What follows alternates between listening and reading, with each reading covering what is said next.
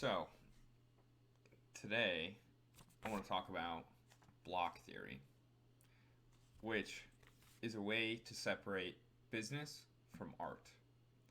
And this is an issue where people need self actualization and they need to make money. And it's really, really awesome to be able to do both at the same time, but in a funny way, you have to be able to separate them and measure them in different categories to make sure that they both happen. And the way to do that is to measure them with separate throughputs in different categories to make sure that you're not mixing up the throughputs and saying, oh, well, I did really, really well in 1 month because I was really well self actualized, when your business is actually doing really poorly and you might not be able to be self actualized next month because guess what? You're not going to be able to pay your bills. And on the other hand, your business might be doing really, really well, but you're not going to be able to feel grounded and be motivated to continue working on it because you're not going to understand and remember the vision for why you're working on what you're doing. And so there are actually four categories that I define.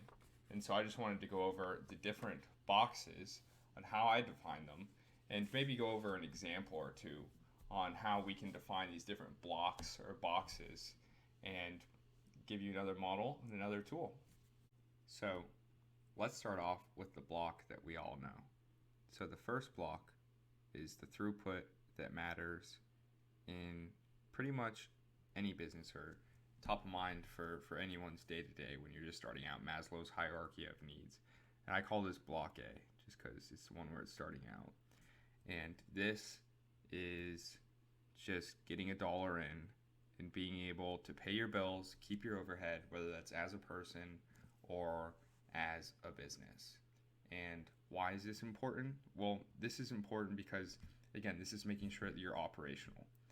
And if you're operational, then you can make sure that you can move on to the second block, which I call block B. And block B is being able to be self-actualized and looking out onto the horizon. And that's kind of why I draw this little like window type thing. And then if you're detached from your finances, if these are separate, and that's why I say separate art from business. One of my favorite quotes is from Andy Warhol, and it's actually that, I'm paraphrasing here, but it's that business is the ultimate form of art because business is art. And so don't get me wrong, that running your business should incorporate elements of art. Your heart should be in it, but just don't mix up how you're measuring it. I think I also see this mistake when a lot of people go to college, and I can get a lot of heat for this, but it's something I believe is, when I went to college, I love art history. I love history in general. I love reading mythos. But I knew that it was going to be really, really hard to get internships and jobs and be able to position myself in the market. And so I could always study and read and make videos on the side and do things like that because videos are something I enjoy too. But it was going to be really hard to teach myself math, and it was going to be really hard to teach myself engineering. And those were skills that the market did value.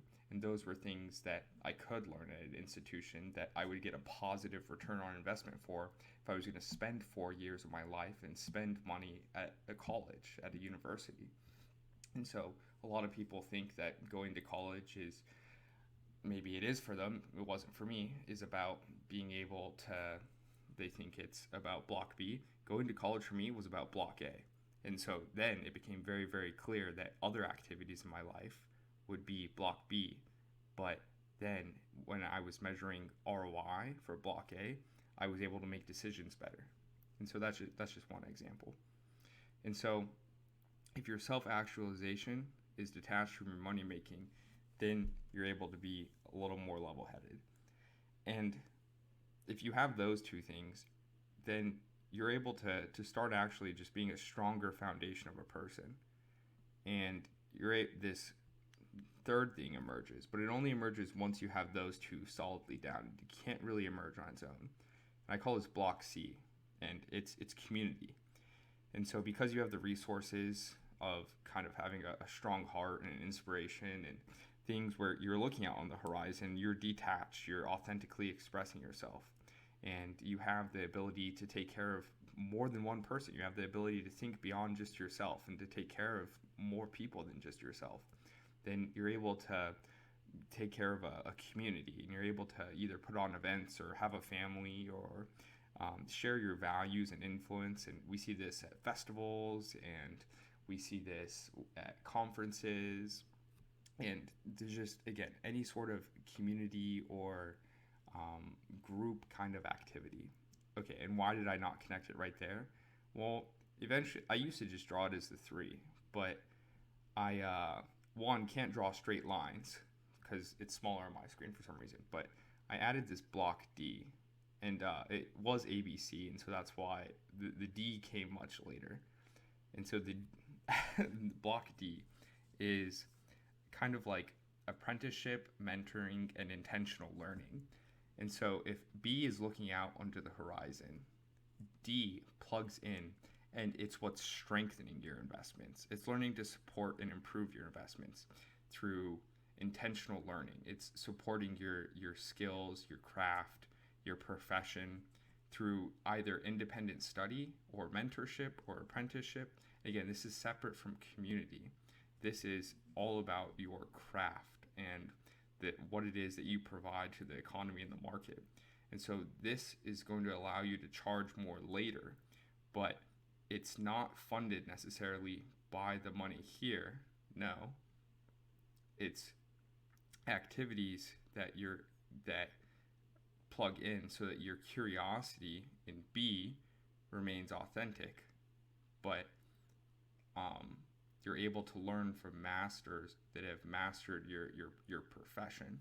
So again, it may have seemed harsh, or it may have been unclear why I said separate art from business, but the whole point is that when you separate art and business, both actually become better because both become way more authentic, because you're able to work on each independently, and you're able to measure each way more strongly because your art becomes authentic, because you're not worried, okay, who do I have to please with this? Who's going to buy this? No, you're just doing it to express yourself. And then your business, you don't have to worry about expressing yourself there. It's all about market fit and making a really good product and making something that provides value and really does solve someone's problem. And then the community piece is bringing those together, bringing together your self-expression and bringing together those valuable pieces to hang out with people you like, and being able to join with people that have your values and appreciate the aesthetics that you appreciate too. While at the same time, plugging in that block D to create more value, to create more art, and so that you're able to hone your craft and you're able to intentionally get better over time. When you can intentionally measure your activities like that, then I think, to me, it becomes way more fun because time starts to become your best friend. Instead of feeling like, oh man, I'm not expressing myself, I wish I could retire and get better at creating this, or get better at golf, or get better at painting, or whatever your thing is.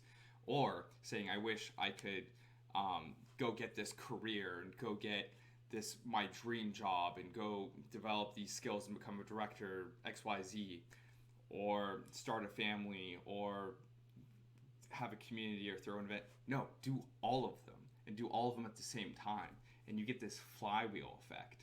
And to me, this is a more powerful example of a flywheel because it's a dynamic system. They're all tied together, and we could draw a bunch of arrows and be like everyone else and go, oh, look, it's a flywheel. Flywheel's not a new idea, guys. Whether HubSpot has it, whether you see it in a systems dynamics textbook, or whether someone draws a bunch of arrows on a whiteboard for you. And so I'm admitting it too. Block theory is just another example of a flywheel. But I think the point is to be intentional about defining your goals and how they plug into each other, and how they're utilizing what you've learned in the past and setting you up for your future, so that there's a synergy between them. And so that's why I'm just really, really excited about it, and I wanted to be able to share it with you too and document it here. So let me know if it's useful, let me know if it's helpful, and let me know what you get out of it. But that's today's video.